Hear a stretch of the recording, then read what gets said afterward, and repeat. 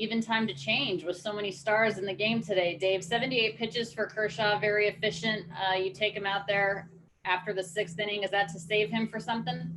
Yeah, I mean, you just figure he's going to be on regular for his next start. So you got an 8-1 lead, and with 9 outs to go, we got to be able to protect it.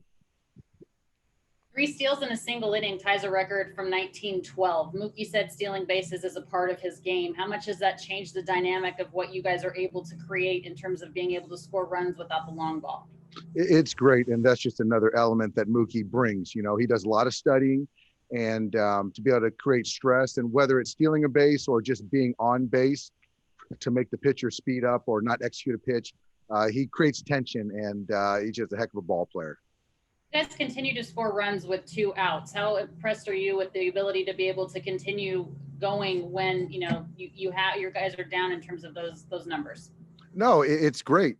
I think tonight, honestly, we've done that with 2 outs, but tonight we just took good at bats all night long, really, and even not getting the job done, but then Will Smith comes up with a hit, or Cody comes up, or Chris Taylor comes up with a hit.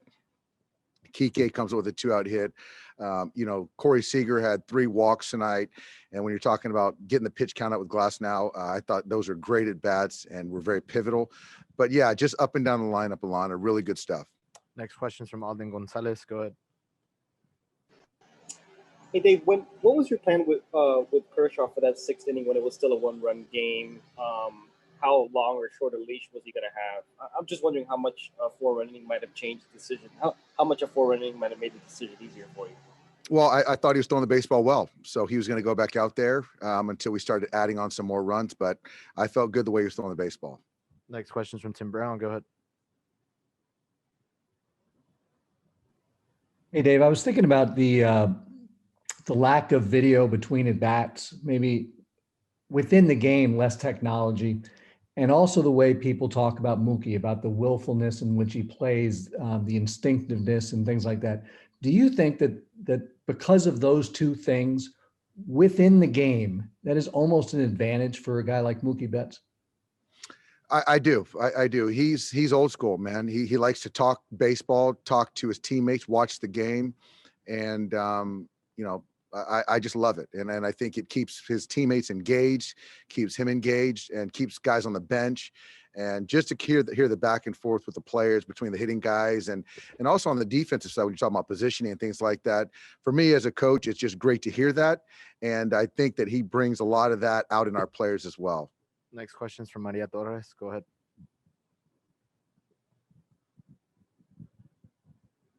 Go ahead. Next question is from Tyler Kepner. Go ahead. Dave, the emergence of Cody over the last couple of years and the addition of Mookie Betts, you had a good teams in 17 and 18, but how much did those 2 guys being at the top of their game elevate this whole group? As far as Cody and who? Having Mookie. Yeah, no, I mean, they're you look at just sheer talent. They're a couple of the best players in all of baseball. And now you take Mookie, who's really impacted us, obviously, we talk so much about in so many ways on both sides of the baseball as well as on the bases. And Cody just made another great play tonight defensively, the homer a couple nights ago, and just taking really good at bat. So, yeah, Mookie's going to get the best of everybody. But now, you layer in Cody and the experience that he's had in the postseason and learning from that. And I think you can bucket Corey in that same conversation. Next question is from Jorge Castillo. Go ahead. Hey, stolen bases obviously aren't as big as when used to play, but just how valuable is that dimension of a stolen base and the threat of a stolen base in the game when, this kind of game is so much pressure and Glasnow being on the ropes? Yeah, Glasnow, he's got a quick move, still he can get slow and wants to execute pitches like all pitchers. But I think that having guys that the threat of the stolen base if he has to quicken up just a little bit in his from the stretch at second base, I think he got a little bit, try to be a little bit too worried about Mookie. Ultimately, Mookie stole the base. But yeah, when you have guys like Chris Taylor, Mookie, and some other guys, Cody, when he's right, that can create tension. I think that's a good thing. You think you guys are better? Can you repeat that? Do you think you guys are better at that this year than the past, the recent years you guys have been there?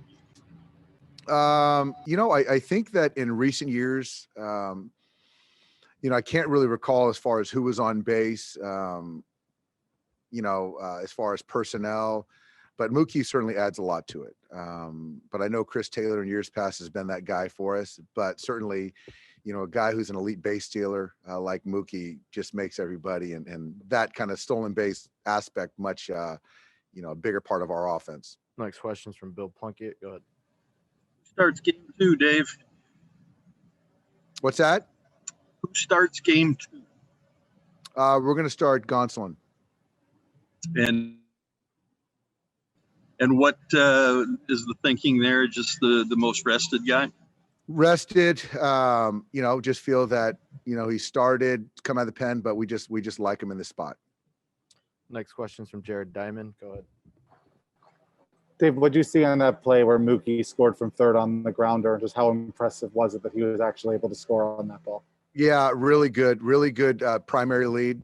And that's a contact play right there, and just got a really good break and understand the ball is going to come from the right side of the diamond. So he kind of went around to avoid that tag.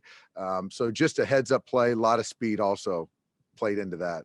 Next question's from Pete Abraham. Go ahead. Dave, how much did that double steal kind of set up the rest of that inning for you?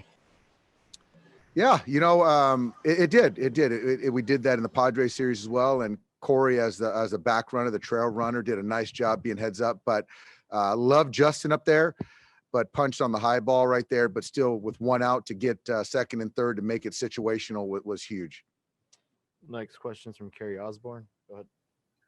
Dave, how closely did you consider bringing Clayton in Game 7 of the last series, and how important was it the way that you handled him to give him the opportunity to impact this Game 1?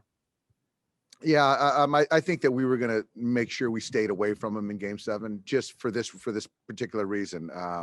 Having guys rested in Game 7, and also just having him ready and rested to deploy for this game, which obviously was really important, and Clayton threw the heck out of it tonight. Next question's from Stephanie Apstein. Go ahead. Dave, what's the most amazing thing you saw Mookie do tonight? I think that Oppo home run was pretty impressive. He's got some pull side hits, but just going dead right was pretty impressive. Certainly that stolen base was impressive. We've seen that, but I think that Oppo dead right was pretty impressive. Next question is from Claudia Gestro. Go ahead. Dave, the pitching seems very focused against a very tough lineup. How inspiring is to see them handle the Rays bats tonight? It's great, and it started with Clayton. He set the tone. He was very good, very efficient. The slider wasn't great early. The fastball was good all night, and the fastball command, the curveball was good. So for him to get us through 6, and kind of match up a little bit, I thought Pedro was really good, and Joe Kelly was good. So it was good to kind of prevent runs tonight. Next question is from Eric Steven. Go ahead. Dave, with Tony only on 2 days rest, is it still a situation where one or both of Dustin May and Julio Urias are also available tomorrow? Yeah, they're both available, and we'll just kind of see, how the game plays out. Next question is from Jack Harris. Go ahead. Dave, what does it tell you about the way Mookie doesn't seem to really celebrate his home runs that much, but these other smaller plays, the getting home, the things he does in the field, he can get amped up about? I think it just speaks to he's just, when there's things of it's, whether it's a defensive play that helps the team or a base running play that gets himself into scoring position for a teammate to drive in a run, I think he just gets more satisfaction out of that. When it's a home run, which certainly helps the team, he just doesn't care for the self kind of, all the statistics. I think he just plays the game to win. And I think even better if other guys get the credit. Next question is from Brooks Smith. Go ahead. I'm good. That question is asked. I got time for one more. Go ahead, Alanna. Dave, Corey with 3 walks tonight. Do you just get the sense that they want nothing to do with him? Yeah, absolutely. And I don't blame him. I wouldn't want to pitch to Corey either. And I just give credit to Corey because those 3 at-bats, and I don't know how many pitches he saw in those first 3 at-bats, but to shorten up Glass now and make him to stress him a little bit by taking those walks was huge. And just a credit to Corey again. I mean, he's done it all postseason, just the value of 90 feet and taking good at bats all the time. Thanks, Dave. Thanks, everybody. Thanks, guys.